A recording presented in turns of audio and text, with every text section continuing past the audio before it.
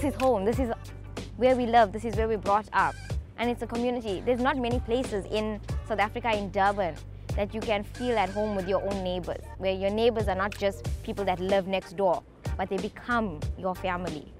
The South African government and its parastatal, Transnet, believes that there's a need to import more goods, bring in more bigger ships, the Panamax, into the Durban harbour, and thereby bringing in over 20 million containers and making Durban the gateway of Africa. They're now planning to do expansion of the port, which is breaking now our culture, our community, where we have to restart life all over again. They don't talk about houses, they don't talk about anything, they just tell us that they're going to move us here, they want to dig a port. That's what they're telling us.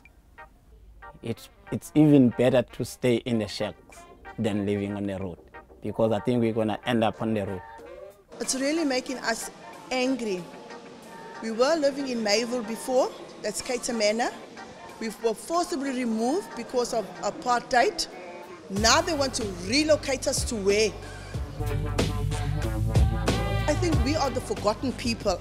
Moving us away is a convenient way to get rid of us so that the problems cannot be dealt with. And that is why relocation is not the option for us. They can bring the port, it can work for them, it's not going to work for us. Unless we can only benefit if they can employ us. The container port in Durban only employs 800 jobs. What's more important is that the local manufacturing industry that really created jobs and employ people, that has been destroyed. All we are going to be doing is importing. It means that the local manufacturers will be under severe pressure and they'll have to close down eventually because they won't be able to cope with cheap labor currently in China and India. I think the Chinese are wanting to learn from South Africa about the way we do business, and we want to learn from Chinese. And I've seen networking. Every corner of this ICC here in Durban, you see people getting together, talking, networking. Details need to be created in creating the development bank. Leaders of the BRICS nations are highlighting their success in forming a business council, all in the hopes of boosting trade and investment between the countries. BRICS is basically Brazil, Russia, India, China and South Africa. BRICS was formed after a lot of research by Goldman Sachs. The idea was to exchange goods and to develop a bank that they would have control over. Our concern about that sort of thing becomes that the BRICS countries will lead to economic devastation on the continent. Brazil, Russia, India, China, Africa's open like bullet holes in my cap. Something you should know. You're dropping bricks from above, we're bringing bricks from below. Bricks from below is a civil society concept which includes the partnerships between the South Durban Community Environmental Alliance, Groundwork Friends of the Earth Africa, and the Centre for Civil Society. The container port that's being proposed for Durban to expand will lead to 20 million container and trucks on the Durban roads and community roads. That will lead to more deaths.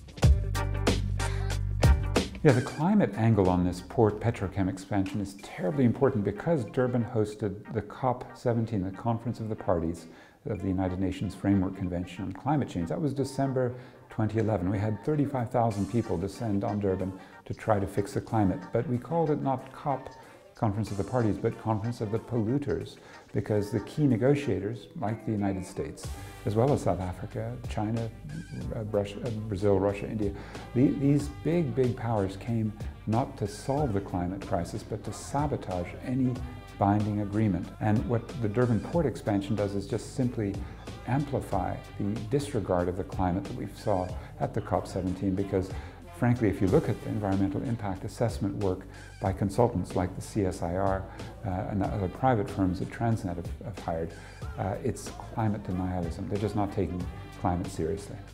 From a beautiful vegetative area, it's become a hub of industry, noise. The aroma of Merebank, that's what we call it.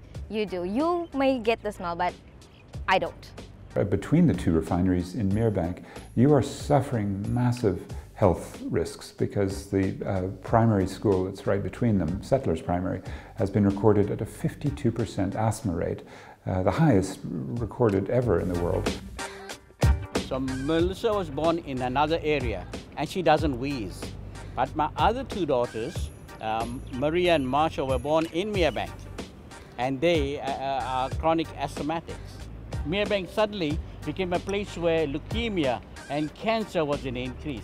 And we realized it is because of the pollutants that have been pushed into the air that has affected our people. We need to detox, not retox, that part of South Durban. So we want to ensure that our livelihoods that we are involved in as poor people in this country, in South Africa, is defended, is advanced and protected. If need be, we need to fight for it. When the blood still dries, my editor tells us not to criticize, cause they're bringing us a boom like industrialized. But we don't want more construction, corruption and drama. Eyes still wet from the tears of Maracana. It's another power block, fuck all change. 99% plain and the 1% gain. If they are guilty, they must pay. If they are guilty, if they are guilty, they must pay. They must pay. What you know about building blocks and blocks that won't build?